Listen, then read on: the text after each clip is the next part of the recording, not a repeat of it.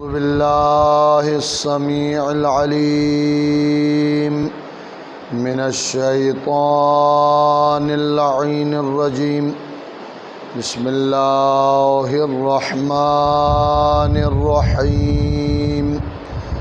الحمد لله الذي علا في توحده ودنا في تفرده وجل في أركانه وعظم في سلطانه وأحاط بكل شيء وهو في مكانه الذي قلت الألسن عن غاية صفته والعقول عن كنه معرفته وتواضعت الجبابرة لهيبته وعنت الوجوه من خشيته وانقاد كل عظيم لعظمته. وصل اللهم وسلم على النبي الأمي المكي المدني التحامي القريشي الهاشمي الأبطي سيدنا ونبينا وطبيب نفوسنا وشفيع ذنوبنا العبد المؤيد والرسول المسدد والمصطفى الأمجد المحمود الأحمد أبي القاسم محمد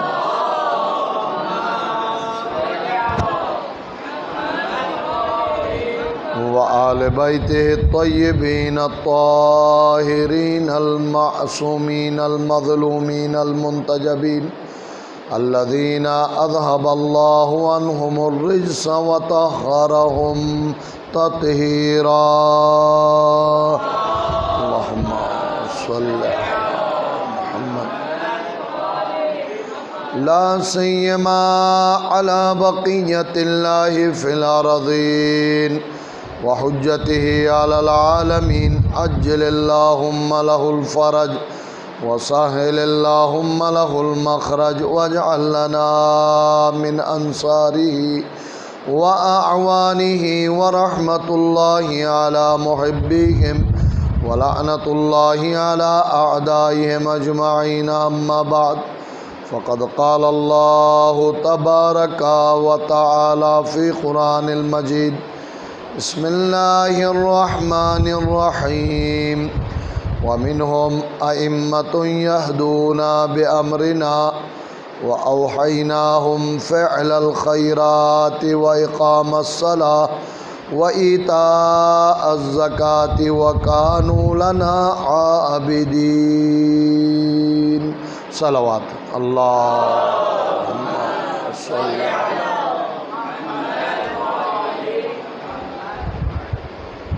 سامعین محترم، ہمیشہ کی طرح سے چند ایک فقہی مسائل کا ابتدائی گفتگو میں ذکر کیا جائے اور اس کے بعد انشاءاللہ تلاوت کی آئے وافی ہدایہ کے ذیل میں کچھ گزارشات آپ کے گوش گزار کرنے کی کوشش کی جائے گی. آج جو مسئلہ آپ کی خدمت میں عرض کرنا چاہتا ہوں وہ یہ کہ انسان کو معلوم ہونا چاہیے کہ فریضہ نماز میں واجب چیزیں کیا ہے اور مستحب چیزیں کیا ہے. یعنی کہ افعال و اذکار میں نماز کچھ واجبات اور کچھ مستحبات کا مجموعہ ہے. معلوم ہونے کا اصل فائدہ یہ ہے کہ مثلا وقت کم ہے انسان کے پاس، اسے معلوم ہی نہ ہو کہ مستحبات کیا ہیں اور واجبات کیا. مستحبات کی وجہ سے واجب کے قضا ہونے کا خطرہ ہوتا ہے. اگر اسے معلوم ہو تو اس موقع پر اس کی ذمہ داری ہوتی ہے کہ مستحبات کو ترک کرے اور واجبات کو فوراً وقت کے اندر ادا کرے. اور بعض دفعہ انسان پریشان ہوتا ہے، غلطی سے کچھ چیزیں رہ جاتی ہیں، اسے معلوم ہو کہ کوئی واجب چیز رہ گئی اس کا حکم الگ ہے، مستحب چیز رہ جائے تو اس کا حکم الگ ہے. بعض دفعہ انسان بلا وجہ زحمت میں مبتلا ہوتا ہے، ایک مستحب چیز رہ گئی اور اس نے سمجھا کہ میں نے نماز باطل کر دی اور پھر سرے سے نماز پڑھا ہے. شریعت مقدسہ میں شکیات نماز کے ذیل میں علماء بیان کرتے ہیں کہ جو انسان حقیقی دیندار ہو وہ اپنی عبادت کو کبھی باطل قرار نہیں دیتا۔ جب باطل ہو تو باطل تو قرار دینا پڑے گا۔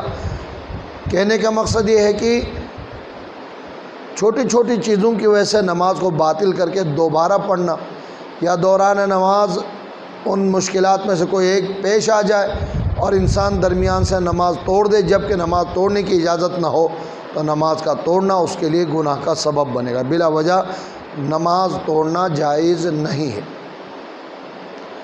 مشہور 3 چیزوں کا ذکر کروں گا۔ نمبر 1، اذان اور اقامت۔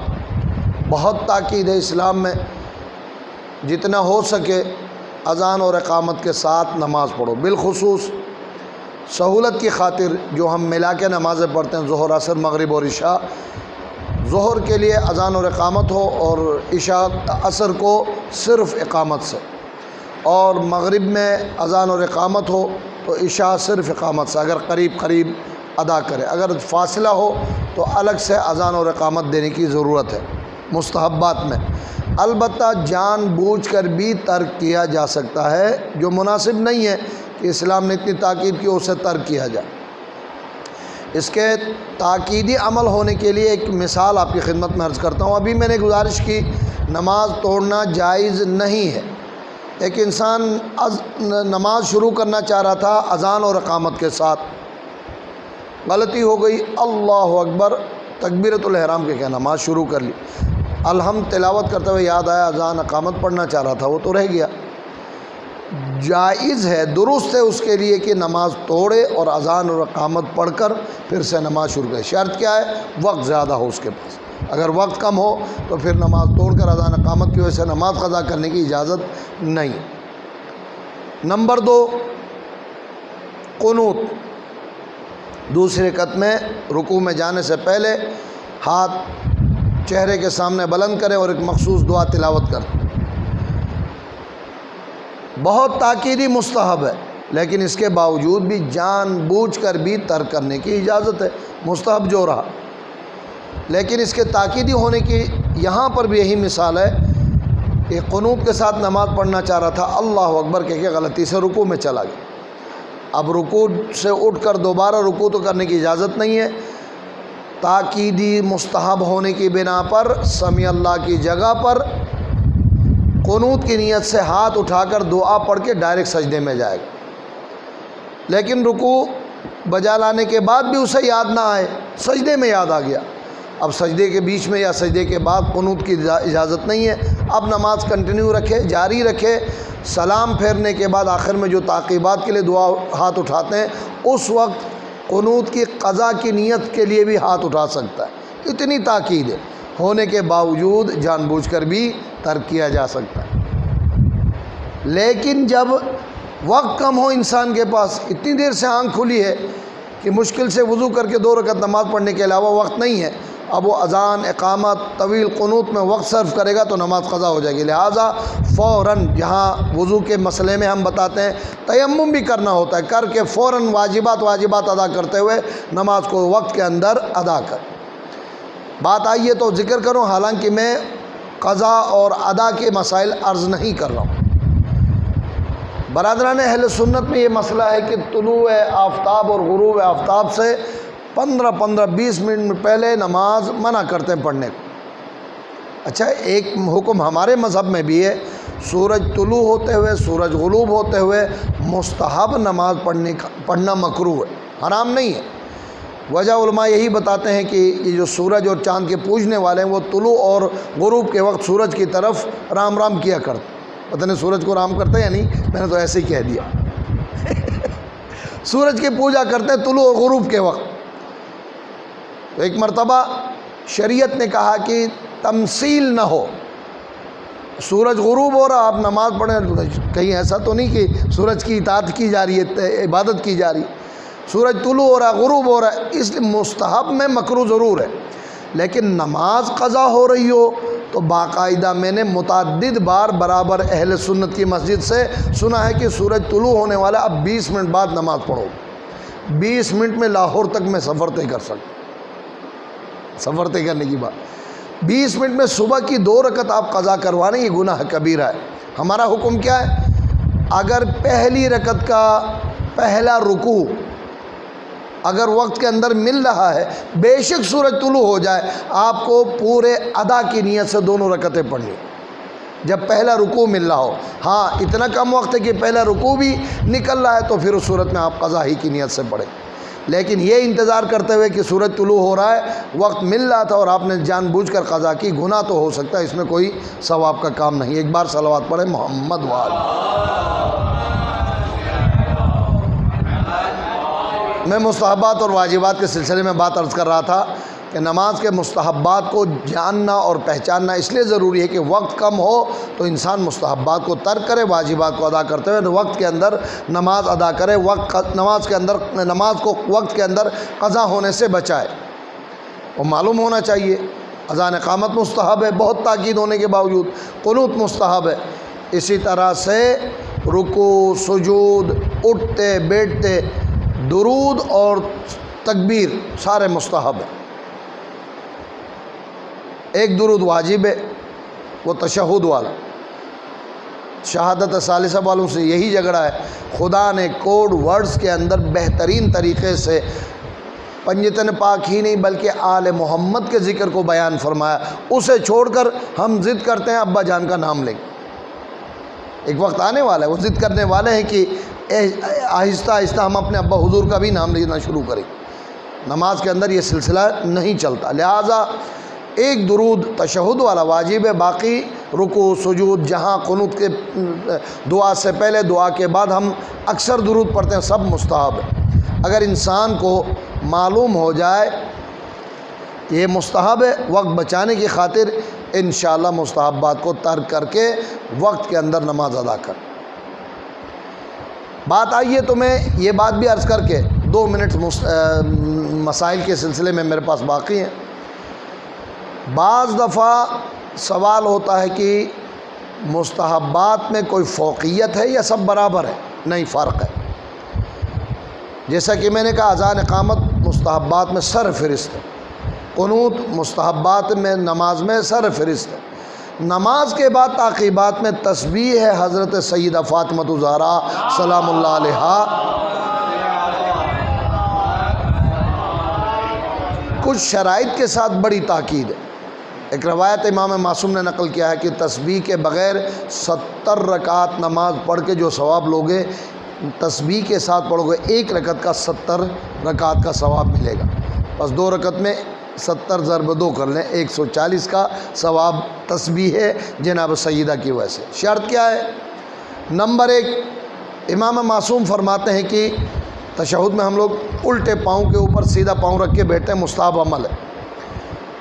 اس طرح میں تسبیح پڑھتا ہوں کہ پاؤں سے پاؤں بھی اتارتا نہیں، روب قبلہ رہنا، منحرف ہوئے بغیر، بات کیے بغیر، یعنی تکبیر، آخری تکبیر جو ہم پڑھتے ہیں اس کے فوراً بعد نماز کو توڑنے والا کوئی کام کیے بغیر تسبیح پڑھنے سے پورے تسبیح کے فضائل حاصل ہو سکتے، بہت تاکیدی۔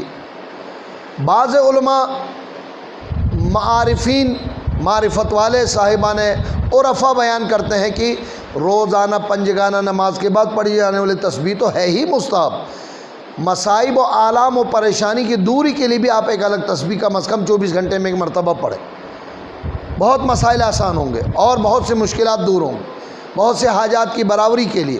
تو توجہ کے ساتھ اگر عبادت کی جائے تو یقیناً مختصر اعمال کے ذریعے پروردگار کثیر فوائد عنایت فرماتا ہے۔ تسبیح جناب سیدہ میں یہ فرق مسئلہ ہوتا ہے۔ اللہ اکبر، اللہ اکبر، اللہ اکبر۔ بھائی کیسے ہو؟ خیریت سے ہو؟ الحمدللہ الحمدللہ۔ جی الحمدللہ میں بھی ٹھیک ہوں، سبحان اللہ سبحان اللہ۔ اس کی تعریف بھی ہو گئی، آپ کی تسبیح بھی ہو گئی۔ نہیں، تجوید کے قراءت کے مطابق آپ تلاوت کریں۔ یہ جو تکبیریں ہیں نا، اللہ اکبر اللہ اکبر اللہ اکبر اللہ اکبر اللہ اکبر، میری سانس نے 5 مرتبہ اجازت دی، وہاں اکبر روکیں، پھر اللہ اکبر اللہ اکبر اللہ اکبر، ختم۔ دوسری بات، بہت اہمیت والی بات، اللہ اکبر کے معنی کیا ہے؟ اللہ سب سے بڑا ہے۔ زبان سے عربی میں کہہ رہے ہو اللہ سب سے بڑا، سوچ کہیں اور رہے ہو تو اللہ بڑا مان نہیں رہے ہو۔ اصول کافی میں ایک حدیث ہے، امام معصوم حضرت امام جعفر صادق علیہ السلام فرماتے ہیں کہ اللہ کی توصیف اللہ اکبر کہہ کے کافی نہیں ہے، حالانکہ بہت بہترین تکبیر، بہترین ذکر ہے۔ کیا کرنا چاہیے؟ اللہ اکبر من ان یوسف، حضرت یوسف نہیں کہہ رہا ہوں، سواد سے یوسف، وصف ہے، اللہ اس سے بھی بہت بڑا ہے کہ ناچیز بندہ ان کی توصیف بیان کر۔ اب تسبیح میں ان یوسف کہنا نہیں ہے، دل میں اللہ اکبر کہتے ہوئے یہ خیال پیدا ہو کہ اللہ ہر چیز سے، یہاں تک کہ میرے ذکر و تسبیح سے بھی بلند ہے۔ اس نیت سے 34 مرتبہ اللہ اکبر کہے گا، بہت کم دنوں میں بلکہ بہت کم عرصے میں، گھنٹوں میں اس کے فوائد آپ کو نظر آئیں گے۔ نمبر 2، الحمدللہ، شکر بجا لاتا ہوں خدا کا، تمام تعریفیں اللہ کے لیے۔ اس کے ساتھ معصوم نے حکم دیا الحمدللہ علی کل حال، توجہ کیجئے، بہت آسان عربی ہے، ہر حال میں خدا کا شکر بجا لاتا ہوں۔ صحت میں تو ہم سب شکر بجا لاتے ہیں، بیماری میں کوئی شکر بجا لاتے ہو نظر آئے؟ امام معصوم کا حکم ہے، بیماری بھی خدا کی طرف سے نعمت ہے، اس وقت بھی شکر بجا لاؤ کہ نامعلوم کون سی میری مصیبت خدا نے دور کرنے کے لیے یہ تھوڑی سی بیماری دی ہے، شکر بجا لاتا ہوں کہ اس نے مجھے آزمائش اور امتحان کے لیے چن لیا۔ اگر 33 مرتبہ اس نیت سے الحمدللہ کہو کہ پروردگار حال حال میں تیری شکر بجا لاتا ہوں، یقیناً بہترین فضائل اور اس کے اوصاف سامنے آئیں گے۔ اور آخری جملہ سبحان اللہ، سبحان اللہ، سبحان اللہ، یعنی اللہ ہر عیب سے پاک اور منزہ ہے، سبحان رب العظیم و سبحان رب الاعلیٰ، یہی مفہوم ہے۔ تو آپ 33 مرتبہ سبحان اللہ کہتے ہوئے دل میں نیت کریں کہ خدا یقیناً ہر عیب سے پاک ہے، تو انشاءاللہ پروردگار ہمارے سارے عیوب بھی دور کر دیتا ہے اور پریشانیاں دور کرتا ہے۔ باواز ہے بلند صلوات پڑھیں محمد و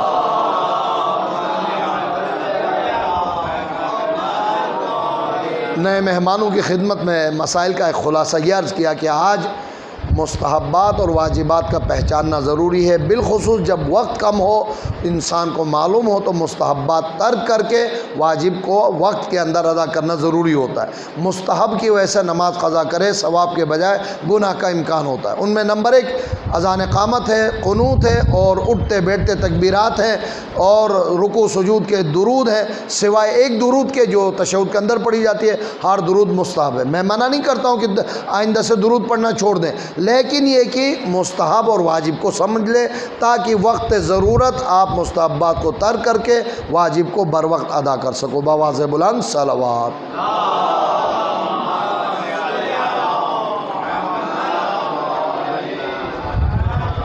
پچھلی دفعہ گفتگو شب ولادت حضرت معصومہ قم سلام اللہ علیہا کے موقع پہ کی جا رہی تھی۔ آج شب ولادت تو نہیں ہے، لیکن یہ ہفتہ ولادت حضرت امام رضا علیہ السلام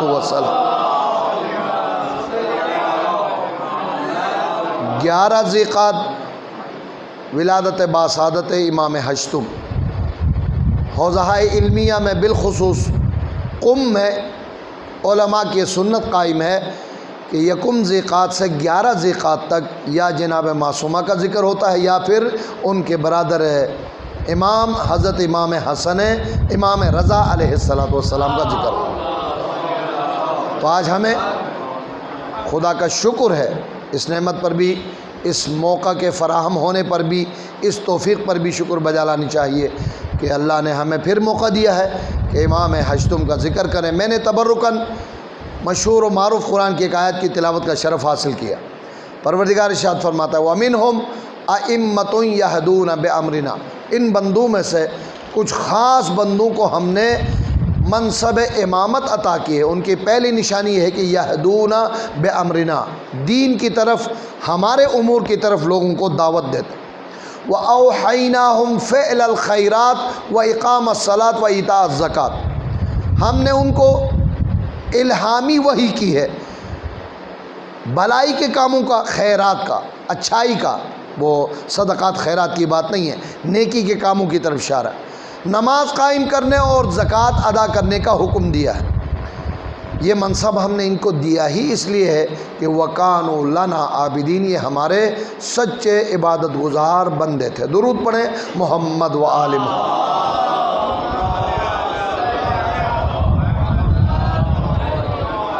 ائمہ کے منصب امامت کو بیان کرنے سے پہلے مناسب ہے کہ میں یہ دو جملے عرض کروں۔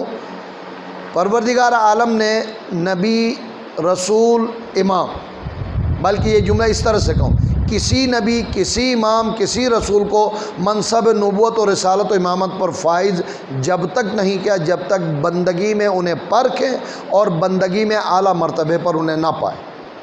سب سے مشہور نبی حضرت ابراہیم خلیل خدا علی نبینا علیہ السلام، پیغمبر ختمی مرتبت کے بعد، محبوب خدا کے بعد سب سے بلند مرتبے والے نبی، سیکنڈ لاسٹ نبی حضرت ابراہیم خلیل ہے۔ مگر معلوم ہے کتنے آزمائش سے گزارے گئے، کتنے امتحانات لیے گئے۔ وَإِذِ ابْتَلَىٰ إِبْرَاهِيمَ رَبُّهُ بِكَلِمَاتٍ فَأَتَمَّهُنَّ۔ پچھلے کرونا کے ابتدائی دنوں میں یہ آیت میرے زبان پہ آئی تھی تو میں نے ذکر کیا تھا۔ حضرت ابراہیم کو سخت امتحانات سے گزارا گیا، سخت آزمائشیں ہوئی، دکا اسٹارٹ نہیں، 100% نمبر لیا۔ فَأَتَمَّهُنَّ، جب مکمل کامیاب قرار پائے تو ہم نے ان کو آواز دی، ہم نے تمہیں لوگوں کا امام بنایا۔ حالانکہ نبی ہیں، 313 رسولوں میں بہتر صفت، بہترین مقام رسالت کا مقام ان کے پاس، 5 اولو العزم انبیاء میں سے حضرت ابراہیم، خلت ان کے پاس ہے۔ اس کے باوجود پروردگار کسی اور مقام پر یہ احسان نہیں فرماتے، بلکہ تیسرے چوتھے نمبر پر سارے امتحانات سے وہ گزارا گیا تو ہم نے کہا کہ وَجَعَلْنَاكَ لِلنَّاسِ إِمَامًا۔ نہ نبوت کے موقع پر، نہ رسالت، نہ اولو العزمی، نہ خلت، کسی مقام پر حضرت ابراہیم نے خدا سے سوال نہیں کیا۔ امامت کے مرحلے پر سوال کیا، قال ومن ذریتی، میری ذریت میں بھی امامت ملے گی؟ جواب ملا، قال لا ینال عہدی الظالمین، اے ابراہیم تمہاری اولاد ہی کیوں نہ ہو، اگر ظالم ہوگا تو اسے یہ منصب نہیں مل سکتا۔ دنیا کو جواب ملا کہ ظالموں کو امام ماننے والے ظالموں بس تو کرو۔ صلوات پڑھے محمد و آل۔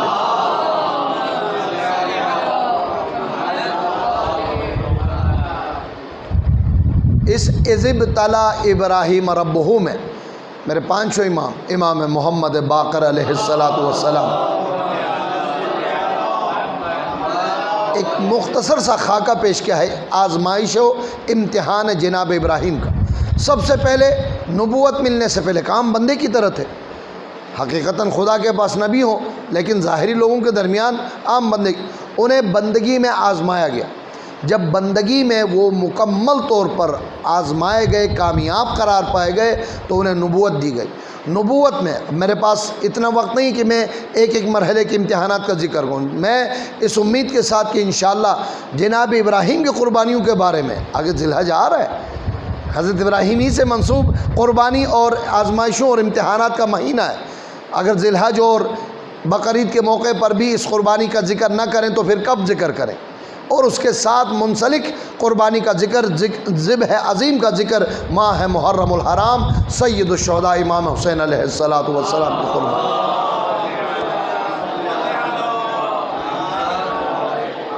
نبوت کے امتحانات میں بھی کامیاب قرار پائے، رسالت ملی، رسالت کے امتحانات میں بھی کامیاب قرار پائے تو انہیں خلت کا مقام ملا، اولو العزم انبیاء میں سے قرار پائے، پھر انہیں امامت کا عہدہ دیا گیا۔ میں نے تو 2 جملوں میں کہا ہے امتحان میں کامیاب قرار پائے۔ سب سے پہلے جب بتوں کے خلاف آواز بغاوت بلند کی، پتہ نہیں مناسب جملہ ہے یا نہیں، بتوں کے خلاف تو بغاوت ہونی چاہیے، آج کے طاغوتوں کے خلاف بغاوت ہونی چاہیے، خاموش رہیں گے تو ہم ان کے دوست شمار ہوتے ہیں۔ قرآن کی واضح آیت ہے، یہود و نصارہ تمہارے دوست نہیں ہو سکتے، اگر کوئی ان کے راستے پر چلتے ہوئے ان کے ساتھ دوستی اختیار کرے مسلمان ہوتے ہوئے، ہماری نگاہ میں یہ بھی یہود و نصارہ کی طرح ہے۔ معاملہ یہی خراب۔ حضرت ابراہیم کے گھر میں بت بنائے بھی جاتے ہیں، ماشاءاللہ کتنے اچھے ہوں گے، خود خدا بنا رہے ہیں، اور ان کی پوجا بھی ہو رہی ہے، اور خرید و فروخت کا سلسلہ بھی جاری ہے۔ بچہ ہے، حضرت ابراہیم نے جناب آزر چچا سے تنزیہ الفاظ میں کہا کہ یہ کیا عقل مندی ہے کہ ہاتھ سے بت بناؤ، اسے خدا سمجھو اور اسے ہی بیچ کر دال روٹی کا انتظام کرو۔ عرب مشرکین میں یہ سلسلہ تھا، آٹے سے بت بناتے تھے، جیب میں رکھتے تھے۔ صحرا کا سفر، VIP ہوٹلز اور 5 اسٹار کا سلسلہ تو ہوتا نہیں تھا۔ جب بھوک لگی مسٹر خدا کو نکالا، گردن مروڑ دی، کھا لیا، شکر ہے خدا نے بچا لیا ورنہ میں مر جاتا۔ اتنا تو ہمارا اپنے خدا پر بھروسہ نہیں۔ حضرت ابراہیم کے اعتراض کے مطابق جناب آزر نے کہا کہ اچھا میرے گھر سے کھا رہے ہو اور میرے اوپر یہ اعتراض کر رہے ہو۔ ہمارے ہاں کیا جملہ ہے، جمعہ ہفتہ نہیں ہوا آپ اعتراض کرنے لگے۔ حضرت ابراہیم علیہ السلام نے جواب اس طرح سے دیا کہ سال میں ایک مرتبہ میلے کے لیے جاتے تھے، مخصوص میلہ لگتا تھا، اور بنا سجا کر بتوں کو لے جا کر عبادت کر کے آتے تھے۔ حضرت ابراہیم نے بخار اور بیماری کا بہانہ کیا اور ان کے ساتھ گئے نہیں۔ ان کے واپس آنے تک سارے بتوں کو توڑ ڈالا اور کلہاڑی سب سے بڑے بت کے گلے میں لٹکا دی۔ آویزہ کر، ذہنی سوالات کے ذریعے انسان کو متوجہ کرنا۔ جب واپس آئے دیکھا سارے خدا شہید ہوئے پڑے۔ قرآن نے یہ الفاظ ادا کیے ہیں، ہو نہ ہو ابراہیم نامی جوان کا کام ہے، اس لیے کہ وہی ان کی مخالفت کرتا تھا۔ کیا کہنا ہے میرے محترم ساتھیوں، اگر تمہارا نام طاغوت کے خلاف بولنے والوں میں آ جائے تو سمجھ لے خدا کی طرف سے تمغہ ہے تم۔ خاموشی اختیار کرنے والے کی بھی کوئی تعریف ہے کیا؟ اچھا پکڑو، کیوں ایسا کیا؟ لائے گئے پکڑ کے، بہت ابتدائی امتحان کی بات کر۔ ایک مرتبہ حضرت ابراہیم نے کہا مجھ سے کیوں پوچھتے ہو، پوچھو اپنے بڑے ابا سے۔ کلہاڑی اس کے ہاتھ میں۔ اب دیکھیں بت کے پوجنے والوں کے منہ سے ہی ان کی برائی پیش کرنا۔ ایک شخص نے آگے بڑھ کر کہا تم بھی عجیب انسان ہو، بت بھی کبھی بولتے ہیں۔ کہا تم بھی عجیب ہو، بول بھی نہیں سکتے، اس کو خدا مانتے ہو۔ جو اپنے آپ کو دشمن سے نہیں بچا سکے اسے خدا مانتے ہو، جو یہ نہیں بتا سکتا کہ کس نے توڑا۔ اچھا ہو نہ ہو یہ معاملہ تمہارا انہیں آگ میں ڈال دیا جائے۔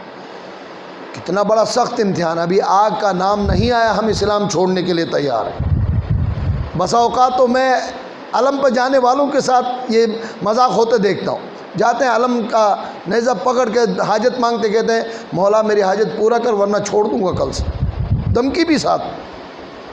کتنا کچا اسلام ہمارا۔ ایک شخص نے خدا سے اس طرح گلا شکوہ کی، میں خمس بھی ادا کرتا ہوں، یہ خدا مسلسل بیٹیاں دے رہا ہے۔ میں نے کہا پھر میرے ساتھ جھگڑا کر، خدا سے جھگڑا کر۔ عجیب بات ہے، بات سے بات نکلتی ہے، جس کو خدا نے بیٹی بھی نہیں دی اس کے دل سے پوچھ کتنی پریشانی میں۔ تمہیں اتنی بڑی رحمت دی ہے، لڑتے ہو خدا سے، اگلے سال پھر بیٹی ملی، کیا کر سکتے ہیں؟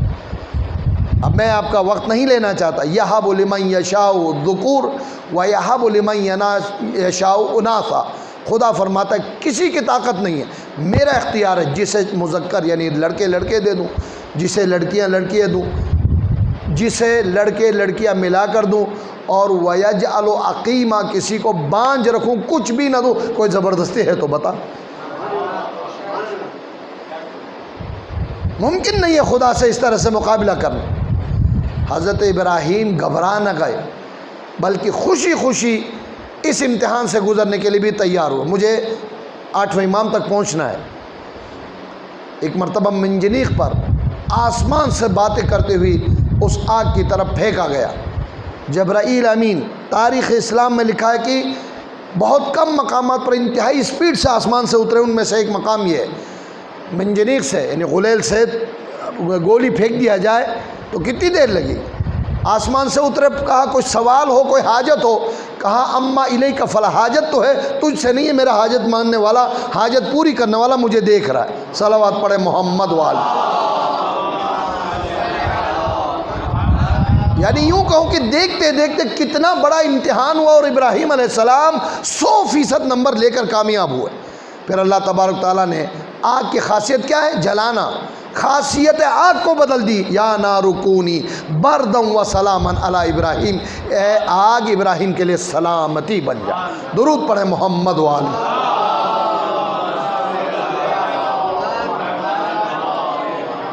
باقی 2 امتحانات کا میں ارادہ رکھتا تھا لیکن گھڑی اجازت نہیں دے رہی۔ 8ویں امام کا ذکر بھی ضروری ہے۔ انشاءاللہ ماہ ذی الحج قریب ہے، اور جتنا ہم ذی الحج کے اس خاص عظیم قربانی کے دن سے قریب ہوں گے یہ سلسلہ جاری رہے گا۔ آئیے اسی سلسلے کی سلسلہ امامت پروردگار عالم نے انہی شرائط کے تحت، نمبر 1 یہدون بامرنا، دین کی طرف ہدایت کرنے والے، اقام الصلاۃ، خود بھی نماز قائم کرتے، گھر والوں کو نماز کا حکم دیتے، قوم، معاشرے اور دیگر انسانوں کو بھی عبادت الہی کی طرف دعوت دینے والے، زکوٰۃ قائم کرنے والے، اور عبادت کے اعلیٰ معیار پر فائز افراد ہونے کی بنا پر اللہ نے ائمہ معصومین کو منصب امامت عنایت فرمائی ہے۔ صلوات پڑھے محمد والے۔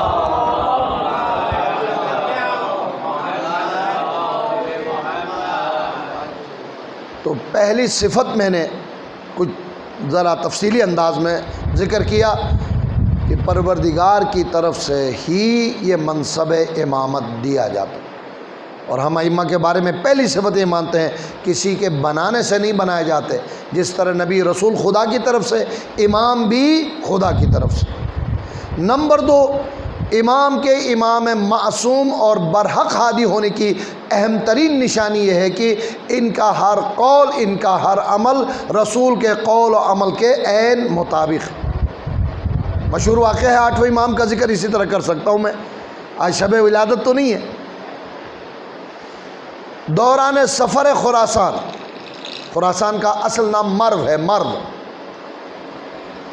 ایک چھوٹے سے قریے سے امام کا گزرنا تھا۔ سرکاری طور پر ڈیلیگیشن کے ساتھ امام کو بلایا دوستی کی صورت میں۔ ایک احمد اسحاق، اور بعد نے صرف احمد لکھا ہے۔ شیخ عباس قمی نے احمد نامی شخص کے خواب کو ذکر کیا ہے۔ اس نے خواب میں دیکھا کہ اس کے علاقے کے مسجد میں رسول اکرم خواب میں تشریف لائے ہیں، محراب عبادت میں تشریف فرما ہے، لوگ خوشی سے جا کر رسول اکرم سے ملاقات کر رہے ہیں، رسول ایک برتن میں کھجور رکھے ہوئے ایک مٹھی بھر کر لوگوں کو دے رہے۔ یہ احمد نامی شخص بھی رسول کی زیارت کو گئے، زیارت کی، درود و سلام و دعا و تحیہ کے بعد جب رخصت ہونے لگے، نبی کریم نے ایک مٹھی کھجور دی، گنے تو 18 تھے۔ آنکھ کھل گئی، پاؤں تلے سے زمین نکل گئی بیچارے کی۔ بس رسول نے خبر دی ہے، یا 18 منٹ یا 18 گھنٹے یا 18 دنوں یا 18 مہینوں یا 18 سال بعد مرنے والا۔ یہ ہم فوراً کہتے ہیں۔ آج ایک بندہ سوال کر رہا ہے، ایک شخص نے مجھ سے کہا کہ سورہ یاسین بار بار تلاوت نہیں کیا کرو، سورہ یاسین کی تلاوت کرنے سے جن مسخر ہو جاتے ہیں، آ کر پھر آپ پر مسلط ہو جائیں گے۔ میں نے کہا اس پر جن چڑھ گیا تھا اس لیے ایسا کہہ رہا ہے، ورنہ سورہ یاسین جتنا تلاوت کرو برکتیں ہی برکتیں ہیں۔ اس سے بھی کوئی فضول بات ہے کہ سورہ رحمان سورہ یاسین تلاوت کرو گے جن چڑھ جائے گا، اس پر واقعاً جن چڑھا ہوا، اسے اتارنے کی ضرورت ہے۔ وہ ڈنڈا میرے پاس ہے اتارنے والا۔ ایک مرتبہ اس شخص نے بدشگونی کی، بس مرنے والا ہوں، کوشش کی 18 دنوں میں مر جاؤں تو کیا کروں، قرضہ ورضہ ادا کی، سب کچھ تیار کر کے داڑھی واڑی رکھ کے تیار ہو گئے، بس اب جانا ہے، سفر تیار، کاروان کا بیگ تیار کرو۔ آج کاروان والا آیا بھی نہیں، تھوڑا چھیڑتا میں اسے۔ ایک مرتبہ 18 دن گزر کے کچھ بھی نہیں ہوا، پریشان تھا کہ کیا ہونے والا ہے۔ اطلاع ملی کہ 8ویں امام حضرت امام رضا آپ کے علاقے سے ہوئے۔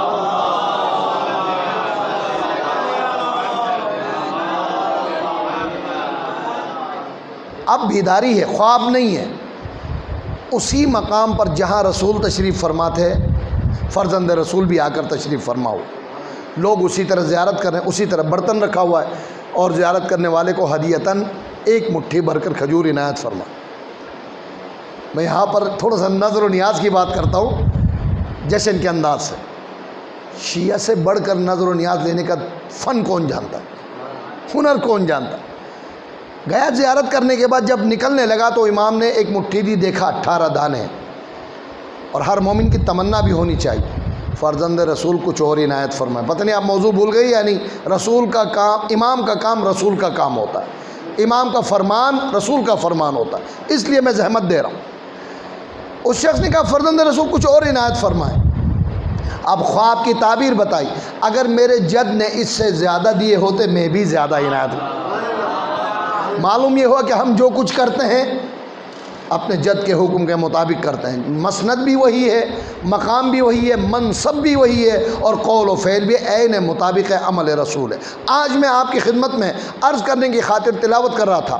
شیخ عباس قمی نے احسن المقال جو منتہی الاعمال کا ترجمہ ہے، یہ امام کا قول نقل کیا ہے. لوگوں، پچھلی دفعہ میں نے قرآن اور اہل بیت کے فرامین کو ٹیلی کرنے کا حکم دیا تھا. آج 8ویں امام کا دین کی خدمت کے عنوان سے یہ ضروری جملہ یاد کرے اور ہمیشہ کے لیے گرہ میں باندھ کر اپنے پاس رکھے. فرماتے ہیں کہ میں جو کچھ کہتا ہوں یا قرآن کے مطابق کہتا ہوں یا فرمان رسول کے مطابق کہتا ہوں. اگر تمہیں ہمارے فرمان میں قرآن اور رسول کے فرمان کے خلاف کوئی بات ملے، یقین کر لینا کہ ہم نے وہ بات فرمائی ہی نہیں ہے. صلوات پڑھیں محمد وآلہ.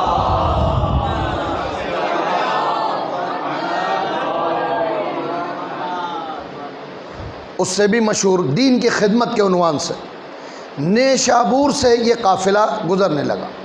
خالص آج تقریباً یہ افغانستان کا علاقہ شمار ہوتا ہے. کچھ حصہ ایران میں شامل ہے جو افغانستان اور ایران کے سرحد پر علاقہ ہے نیشابور. اسے فارسی اور اردو لہجے میں نیشاپور کہتے ہیں. ایک مرتبہ امام کا قافلہ وہاں سے گزرنے لگا. چاہنے والے پہلی مرتبہ کسی امام معصوم کا گزر ہوا تھا.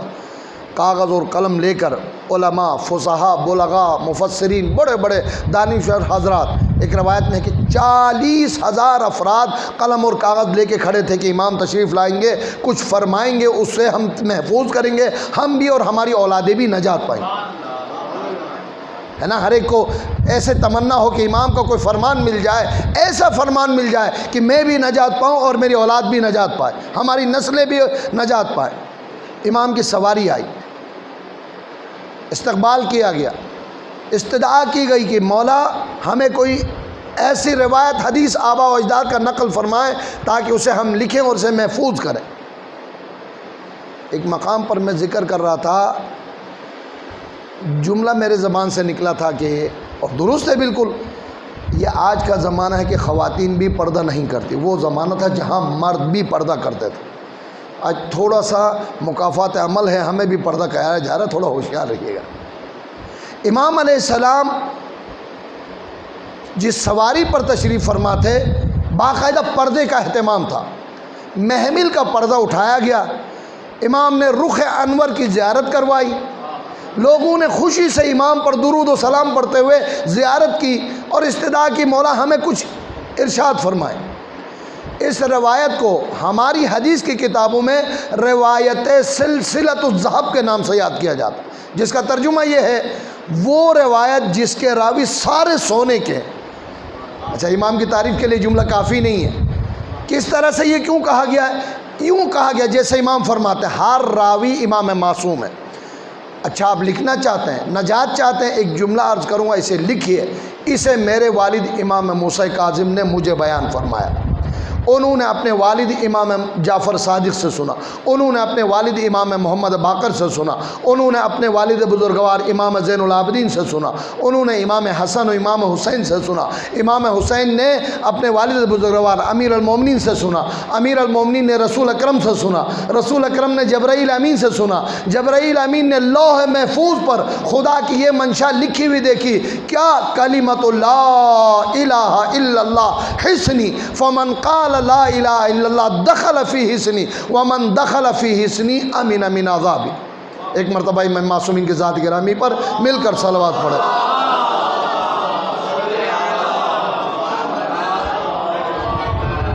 ان 5 معصومین کے 8ویں امام ہے، 7 معصومین ہیں، رسول اکرم ملا کے 8ویں. اور جبرائیل امین بھی معصوم، رب کریم سے یہ پیغام، کیا تحریر ہے لوح محفوظ پر؟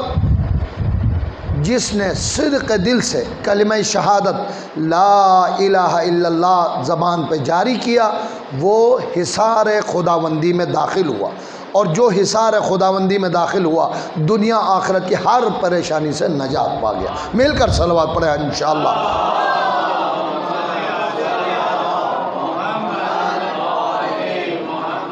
محمل کا دروازہ بند ہوا، پردہ لٹکایا گیا، سواری چند قدم آگے بڑھی، امام نے دوبارہ محمل کا پردہ اٹھانے کا حکم دیا، سب کو متوجہ کیا، توجہ دلانے کا ایک خاص طریقہ ہے، کہا سنو، جس حصار خداوندی میں داخل ہونے سے نجات پانے کی بات کی ہے، یاد رکھنا لیکن بشرطہا و شروطہا، اس حصار میں داخل ہونے کے کچھ شرط و شروط ہیں۔ اپنے سینہ اقدس کی طرف اشارہ کرتے ہوئے فرمایا وَأَنَا مِن شُرُوطِهَا، یوں سمجھو ان شرائط میں سے اس سلسلہ امامت و وصایت اور نجات کے سلسلے کی 8ویں کڑی امام رضا کی ولایت کا ماننا۔ صلوات پڑھیں محمد و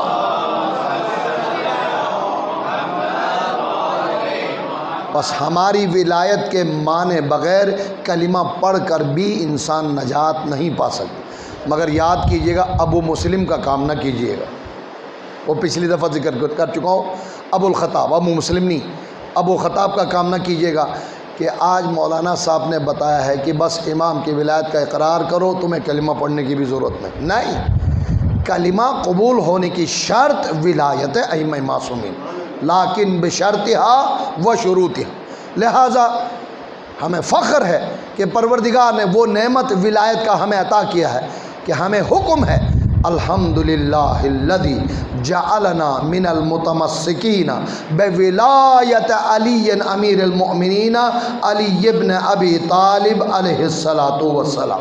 اللہ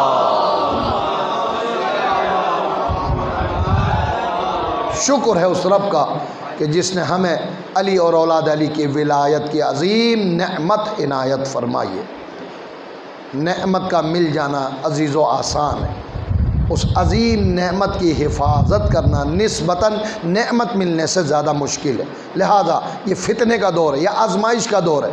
یہی وہ مقام ہے کہ جہاں پر جناب ابراہیم کی طرح کبھی بندگی میں آزمایا جائے گا، کبھی ولایت میں آزمایا جائے گا، کبھی عبادت میں آزمایا جائے گا، ہر مرحلے پر انسان کو پرکھا جائے گا۔ یہ تغربل کا تغربل الغربال، چھٹے امام کا فرمان ہے۔ غربال ہماری زبان میں بھی ایک لفظ ہے غربلہ، اسی طرح سے چھانٹنے والی چیز کو چھننے کو غربلہ کہتے ہیں۔ اے مومنو، تمہارا ایمان چھانٹا جائے گا، پرکھا جائے گا، تمہیں جانچا جائے گا۔ جب تم کامیاب قرار پاؤ گے تو ہمارے موالی شمار ہوگے، اور یقیناً خدا کی قسم ہمارے موالی کے لیے نجات ہے۔ یہ لفظ بدنام ہے نا، اس لیے صاحب نے زیادہ پسند نہیں فرمایا شاید، لیکن حقیقت یہی عربی کا لفظ ہے، ماننے والے کو موالی کہتے ہیں۔ موالیان اہل بیت، موالیان علی، موالیان امام جعفر الصادق علیہ السلام۔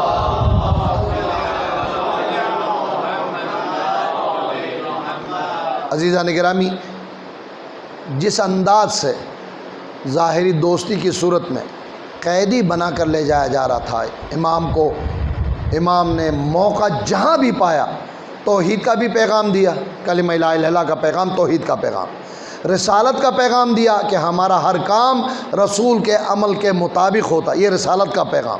اور امامت کی ذمہ داری کا کیا کہنا،